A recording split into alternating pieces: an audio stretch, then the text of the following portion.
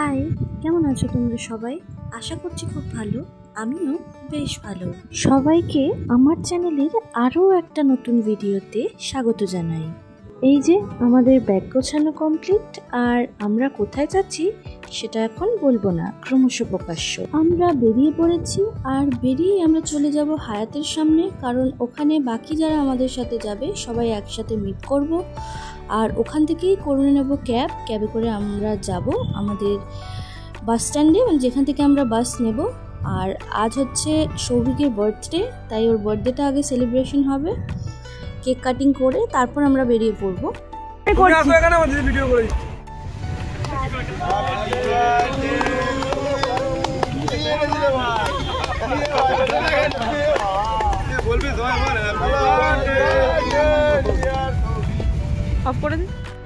কাটা হয়ে গেছে, তাই আমরা বেরিয়ে পড়েছি স্প্ল্যানেডের উদ্দেশ্যে। আর স্প্ল্যানেড থেকে আমাদের বাস রাত্রি 12টা 10-15 নাগাদ। এর আগেও আমি বাসে করে জার্নি করেছি, সেটা দার্জিলিং যাওয়ার সময়, কিন্তু আমাদের তখন স্প্ল্যানেড যাওয়া লাগেনি, আমরা করুণাময়ী থেকেই বাস পেয়ে গেছিলাম। কিন্তু এক্ষেত্রে আমাদের স্প্ল্যানেড যেতে হচ্ছে।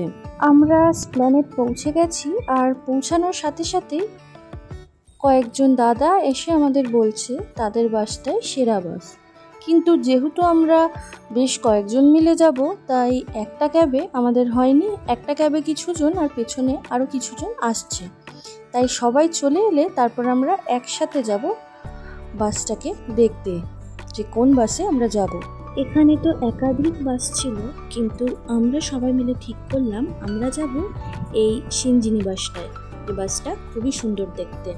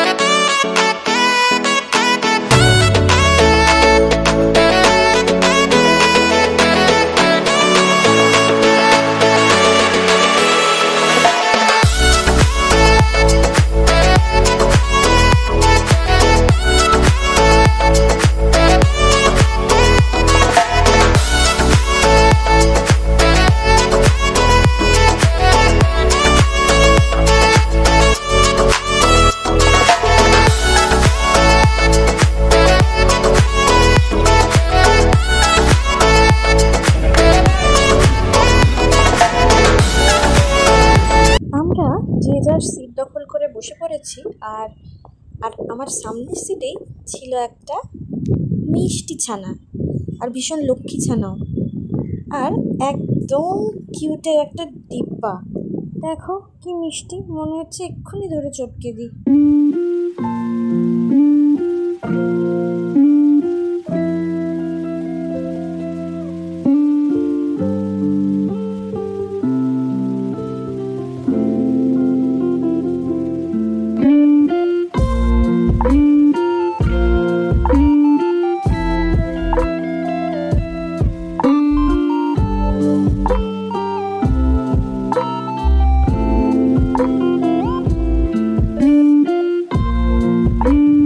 বাস ছাড়ার সময় হয়ে গেছে, আর স্প্ল্যানেড থেকে বাসটা ছেড়ে দিল।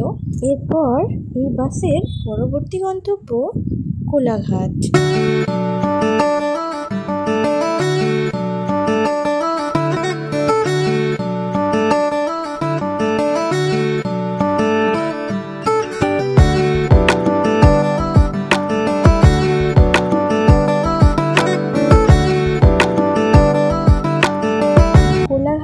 বাস থেকে নেমে বাসে ওঠার পর ওই যে ঘুমালাম, এক ঘুমে সকাল না, ঠিক ভোর এখন 4টা, আর আমরা এসে পৌঁছে গেছি জাহাজবাড়ির সামনে।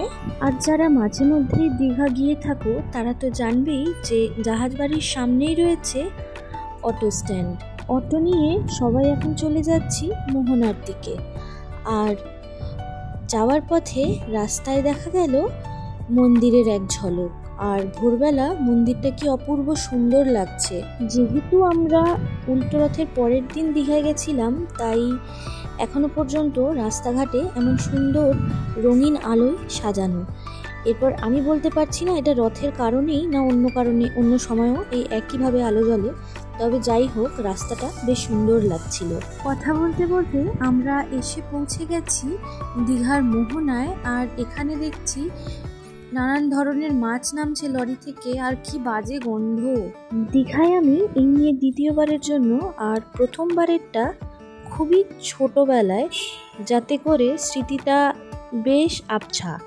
তবে এই সমুদ্র দেখাটা একেবারে অন্য রকমের অভিজ্ঞতা, কারণ আমার বরের সাথে আমার প্রথমবার সমুদ্র দেখা। এখানে আমার হাজব্যান্ড আমাকে বলল, তুমি একটু হাঁটো, আমি ভিডিও বানিয়ে দিই।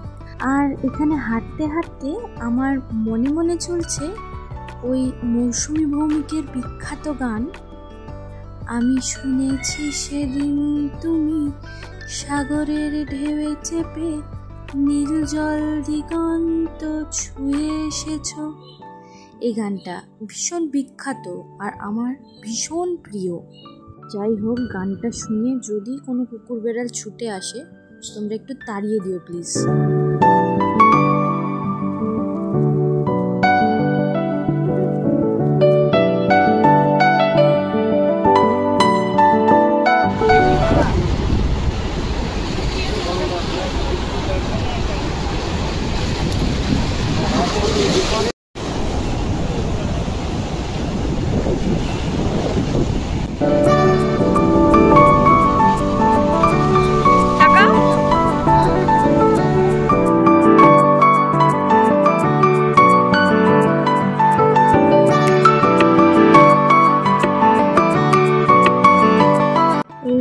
বাঙালিদের প্রিয় খাবার শুটকি। আর এই শুটকি মাছটার দোকানটা দেখে আমার একটা বন্ধুর কথা মনে পড়ে যাচ্ছে। আমার এক বন্ধু ছিল যে কিনা সবসময় আমাকে বলতো, মানে আমাদের টিউশন ব্যাচে মোট 12 জন ছিলাম, টিচার সমেত সবাই ঘটি, একমাত্র আমি বাঙাল। তো সেখানে আমাকে নিয়ে খুব শুটকি মাছ এইসব নিয়ে বলা হতো। তার মধ্যে একজন বন্ধু আমাকে সবসময় খুব ওটা নিয়ে ছ্যাবলাতো। যদিও বা ওই বন্ধু এখন পৃথিবীতেই নেই, তো ওর কথা আমার খুব মনে পড়ে। আমরা মানুষেরা কত অদ্ভুত, তাই না? আমাদের সামনে মানুষ ঘোরাফেরা করলে আমরা তাদের গুরুত্ব বুঝিই না। যখন তাদেরকে আমরা দেখতে পাই না, তখন তাদের জন্য কেমন যেন একটা চাপা কষ্ট হয়, কেমন যেন একটা খারাপ লাগা কাজ করে। আমার ক্ষেত্রে তো করে। যাই হোক, শুটকি মাছটা দেখে মনে পড়ে গেছিল।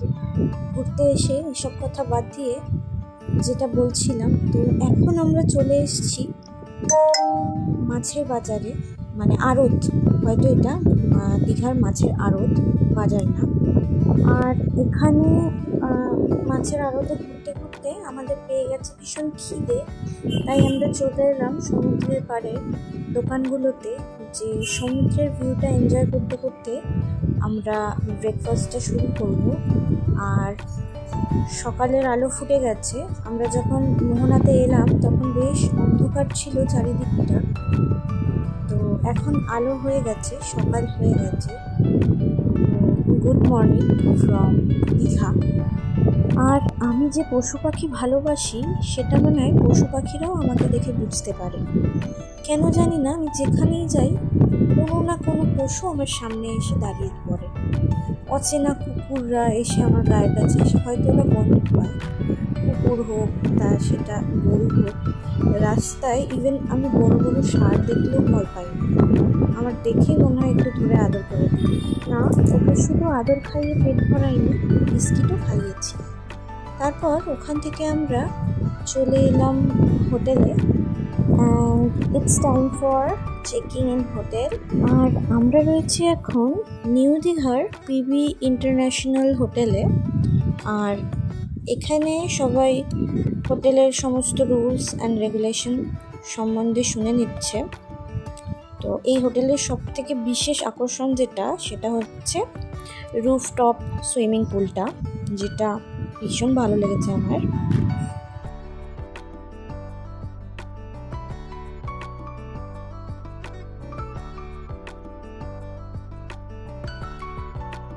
সকালে সমুদ্রের পাড়ে তেমন কিছু একটা পছন্দ মতন পাওয়া যায়নি বলে সবাই খেয়েছিল চা, আর আমি যেহেতু চা খাই না, আমি খেয়েছিলাম ডাব। আর সেই খাওয়ার পর সেমন কিছু একটা খাওয়া হয়নি, তাই পেয়ে গেছে ভীষণ খিদে। তাই ব্রেকফাস্টটা কমপ্লিট করে আমরা আবার চলে যাচ্ছি সমুদ্রের দিকে, সমুদ্র সৈকতের একটু মজা নিতে। তারপর আমরা চলে এলাম হোটেলে, আর এক ঝলকের জন্য তোমরা একটু রুমটাও দেখে নাও ঠিক কেমন আমাদের রুমটা।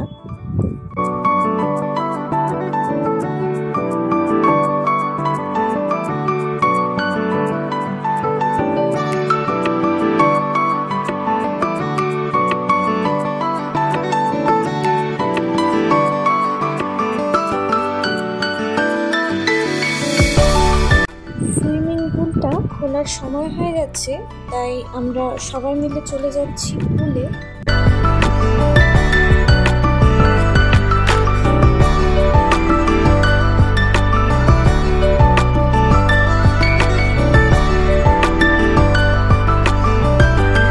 লাঞ্চ টাইম হয়ে গেছে, তাই আমরা ফ্রেশ হয়ে চলে যাচ্ছি লাঞ্চ করতে।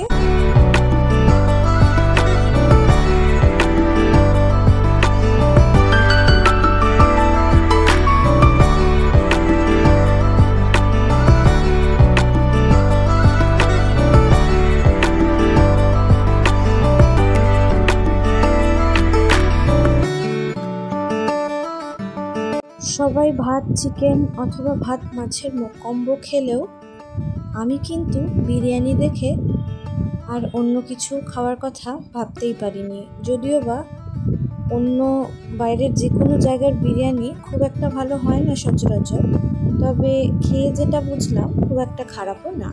লাঞ্চের পর টানা একটা ঘুম দিয়ে বিকেলে উঠেই সুন্দরভাবে রেডি হয়ে নিয়েছি। এরপর যাব আবার সমুদ্রের পাড়ে একটু হাওয়া খেতে। আর সমুদ্রের শব্দটাও অসম্ভব সুন্দর লাগে এই সন্ধ্যেবেলা। জানি না কতটা উপভোগ করতে পারবো, কারণ দীঘায় যেহেতু রিসেন্টলি মন্দির উদ্বোধন হয়েছে সে কারণে খুব ভিড়, আর যেহেতু আমরা উদ্বোধনের পরপরই এসেছি তাই ভিড়টা যেন আরও একটু বেশি সামান্য পরিমাণে। প্রথমত রথ আর মন্দির উদ্বোধনের কারণে তুলনামূলক ভিড়টা একটু বেশি, তার মধ্যে আবার মাঝে মাঝে নামছে ঝমঝমিয়ে বৃষ্টি। কিন্তু এই বৃষ্টিও আমাদের ঘোরা কিন্তু আটকাতে পারেনি। আমরা কিন্তু বেশ ঘুরেছি, ঘোরায় কোনো খামতি রাখিনি। ওখানে হেঁটে হেঁটে হাঁপিয়ে গেছি, তাই জন্য চলে গেলাম আইসক্রিম খেতে। আর সমুদ্রের কাছেই রয়েছে একটা মার্কেটের মতো, যেখানে অজস্র দোকান আর প্রচুর জিনিস সেখানে পাওয়া যায়। এখানে বর আমাকে একটা গাজরা মতো কিছু একটা কিনে দিল, যেটা বেশ সুন্দর। তারপর আমরা ঘুরে ঘুরে সমস্ত দোকানের জিনিসপত্র দেখছিলাম, আর যার যেটা জিনিস কেনার ছিল সেটা নিচ্ছিলাম। আমরা দীঘায় আসার পর থেকে বেশ বৃষ্টি হচ্ছে, বেশ কিছুক্ষণ পরপরই বৃষ্টির দেখা মিলছে। তাই এখন মার্কেটে ঘুরতে ঘুরতে হঠাৎ মনে হলো যে তাড়াতাড়ি সমুদ্রটা দেখে রুমের দিকে যাওয়া যাক, নইলে বৃষ্টি এলে প্রচণ্ড পরিমাণে ভিজে যাব। তাই তাড়াতাড়ি করে চলে গেলাম সমুদ্রের ধারে। আর সমুদ্রের ধারে রাত্রে দাঁড়িয়ে সমুদ্রের শব্দ শোনা আর ওই সমুদ্রের মিষ্টি হাওয়া, সেটার আর কিছুর সাথে তুলনা হয় না। আর সমুদ্রের কাছেই রয়েছে এমন বাচ্চাদের চড়ার জন্য এমন ছোট্ট ছোট্ট গাড়ি, কি ভালো লাগে এগুলো দেখতে। আর ইতিমধ্যেই আমাদের পেয়ে গেছে খিদে, তাই চলে গেলাম আমরা খাবারের সন্ধানে। তাই খাবারটা খেয়ে আবার ফিরতে হবে রুমে।